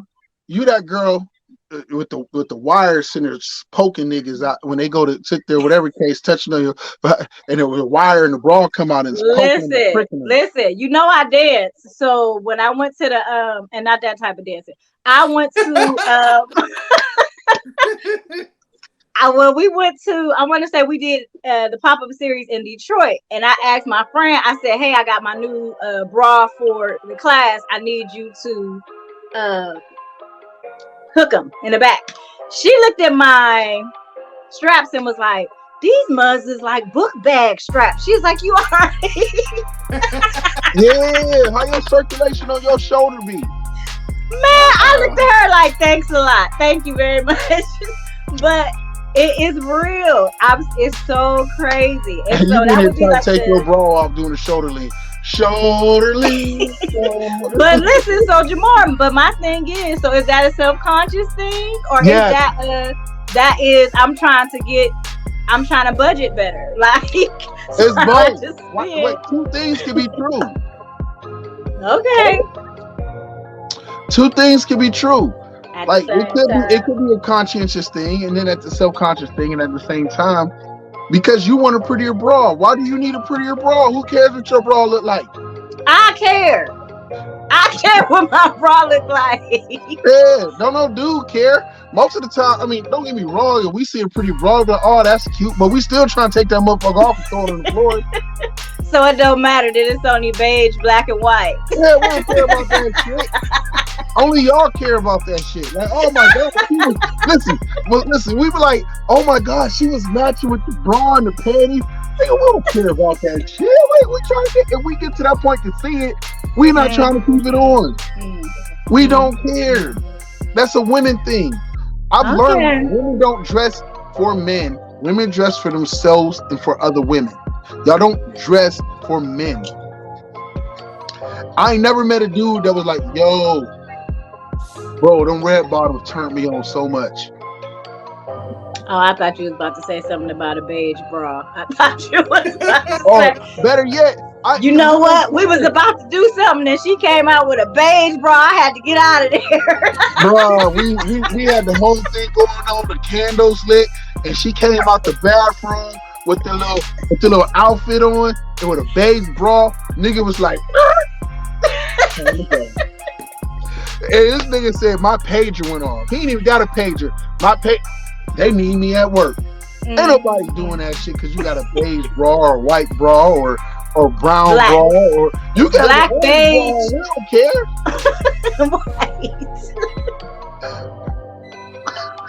No, that's not what it matters to us. And half the time, unless you come in with some grandma panties. Now sometimes we notice if you got grandma panties, then we gonna be like,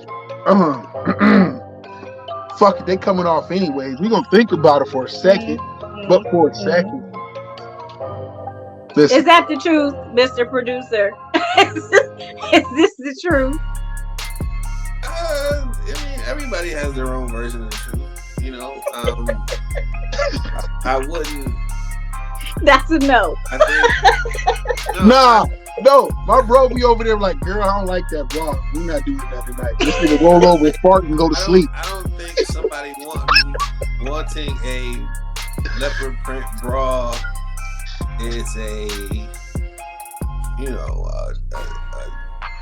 breakdown of their psyche. No. Augmentations to their body is about the psyche. I'm not talking about that. Oh, okay. My bad. I'm just talking about bras. So I don't think that represents their psyche. At least I think that people just kind of want to have nice things in some ways. But when it comes to, going under the knife for things that you find deficient, that's a whole different animal in the neck of the woods. So I totally agree with Jamar on that one, man. That's 110% real.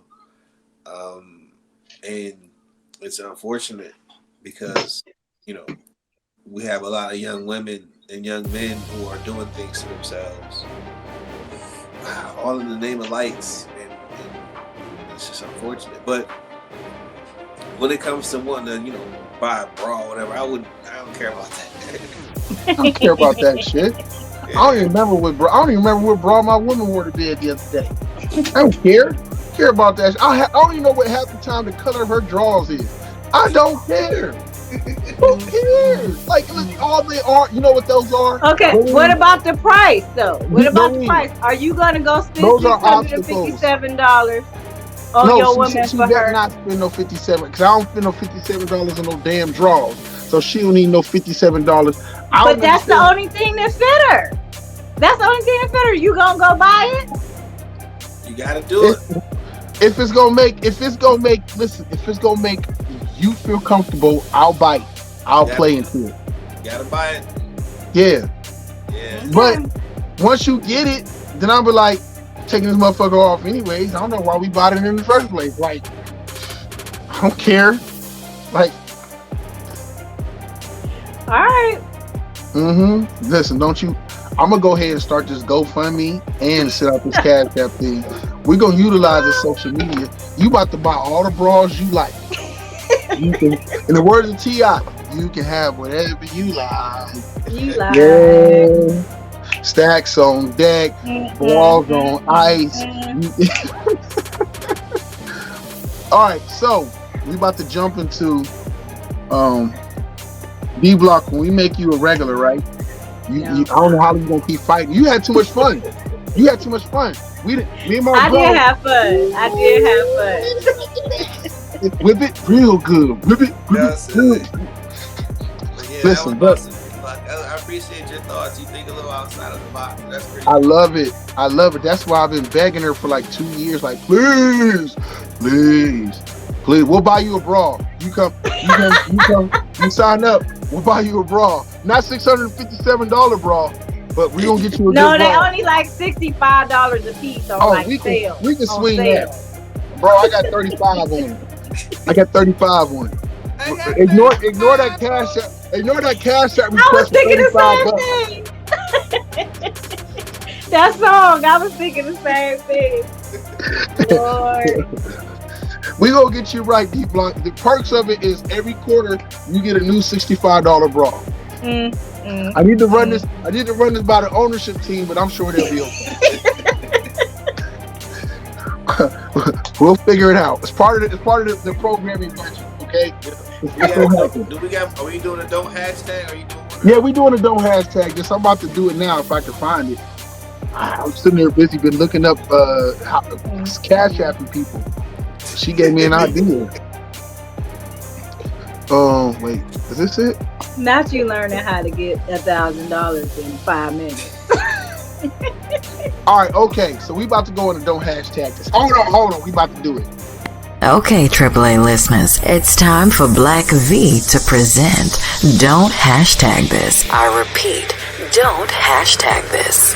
And now your co-host, Black V. Damn, she sounds sexy. Okay, don't hashtag this. For this episode 82 is going to be hashtag don't hashtag post that's that shit. Okay?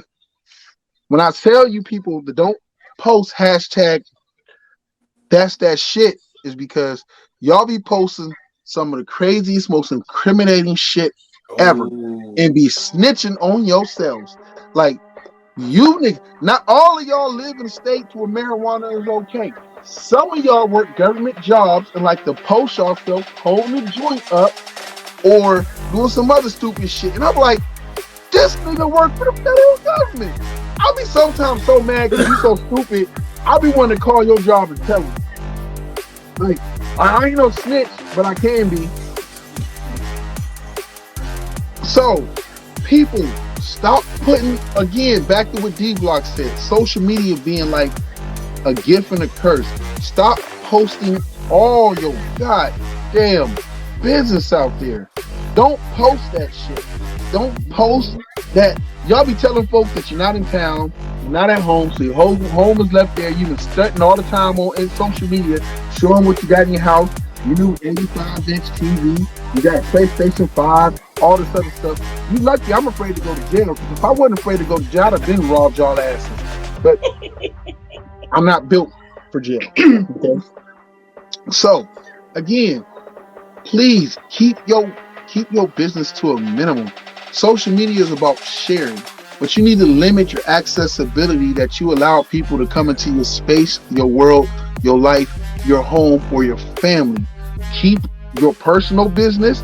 If you're beefing with your husband, don't post that shit that nigga was cheating on you and every goddamn thing else. Because when you take the nigga back, we all looking at you was like, oh, her dumb ass. And then you get mad because everybody got something to say about your relationship because you took the man back who you got 3 kids with and every goddamn thing else.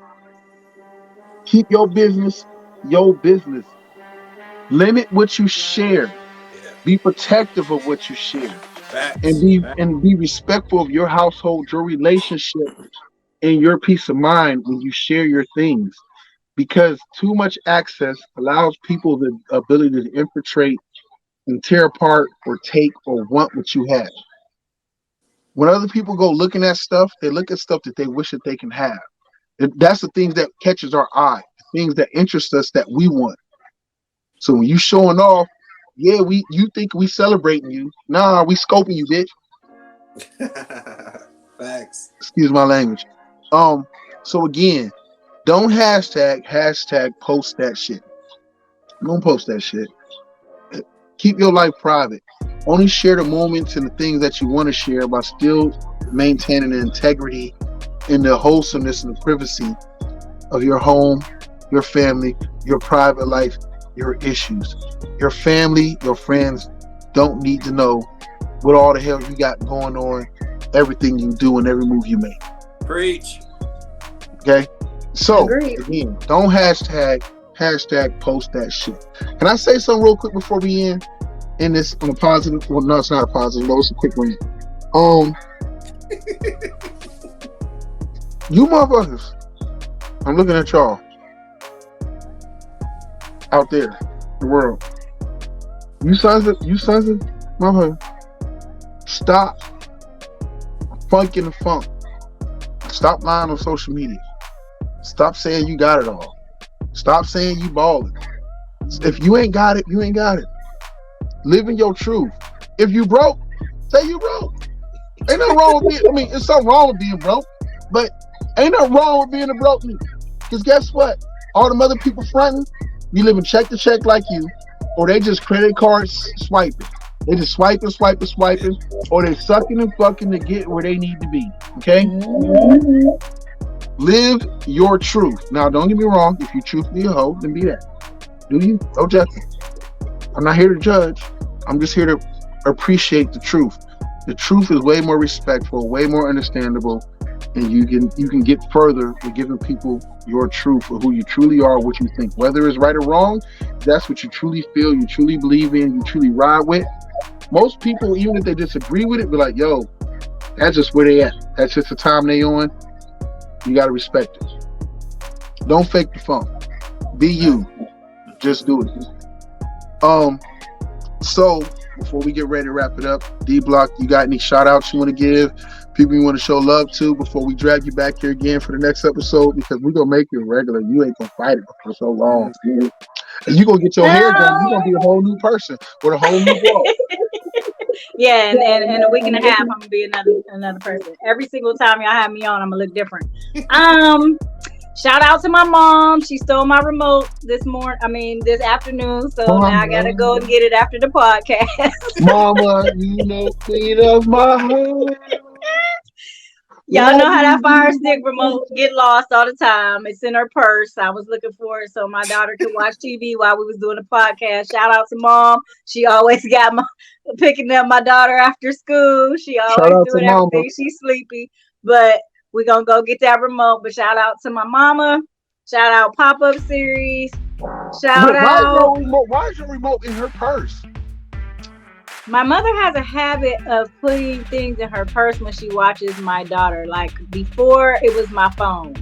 So I'm looking everywhere for my phone so I can go and broadcast so I could do my Zumba class, and I could not. And then I called her and she said, I heard something in it. Let me look. Here it go right here. Well, what you gonna do? Do it after the class? I said, Ma, you have my phone for me to do it. I can't do the class. I'm gonna come get it. And she was at work. So today, before I got on here, I said I'm gonna make sure my daughter watching TV, and that's why I'm in my room. I'm usually in the living room, but I've tried to let her. You normally have that pretty painting in the background. Yes, and now all I got is my vision board. Can I see my vision board? Oh. Now all I got is my vision board. Buy newer bras. Why is that on your vision board? That is not my vision board.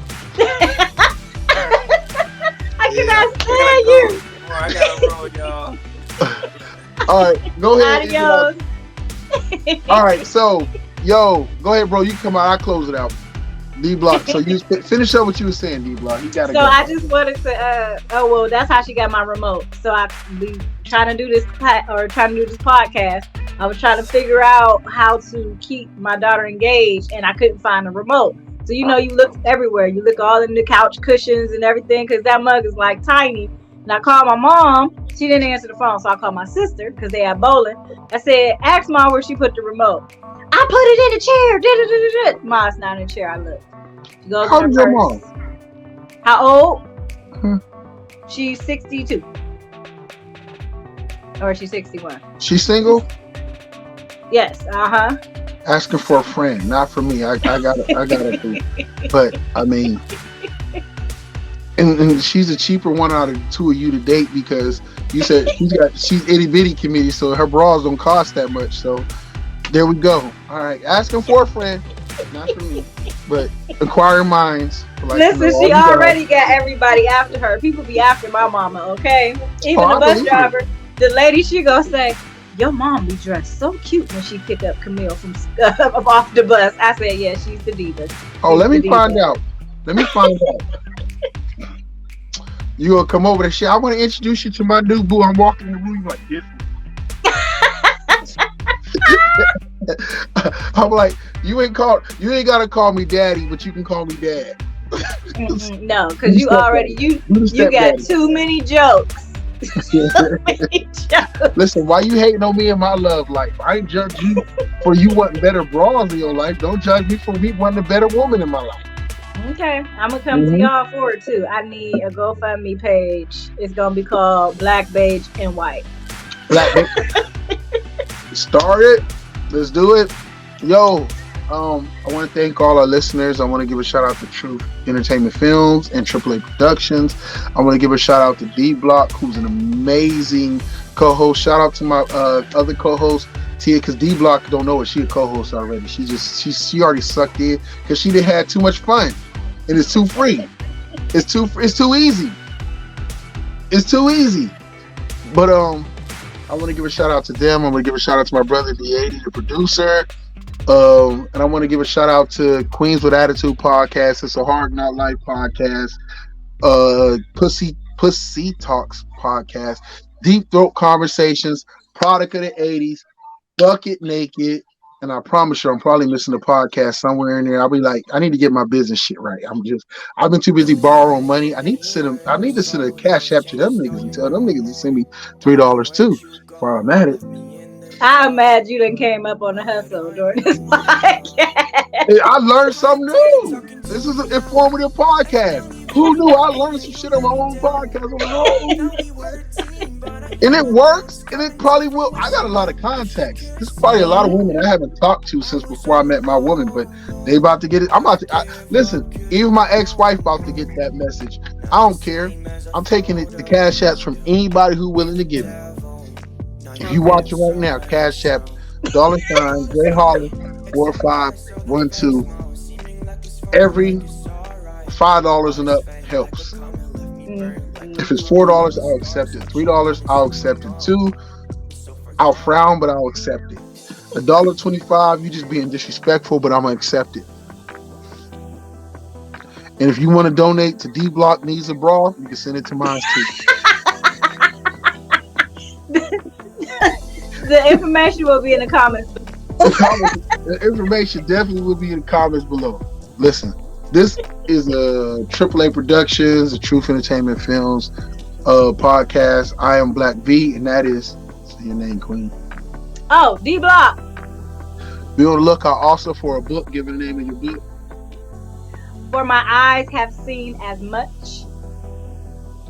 Girl, you said that's so poetic. For my eyes. Because it's a poetry book. So much. She ain't seen shit. She wasn't even allowed off her porch since she was like 22.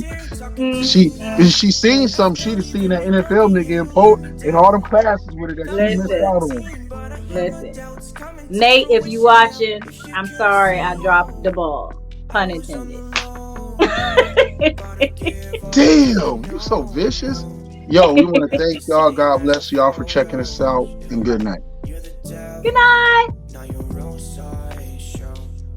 Photos lie, it's a mess. So the fake smile, seeming like it's fun, like it's alright, but it's fake, like a comet left me burned, like a comet. All these stars, what you want is so far gone, so far gone.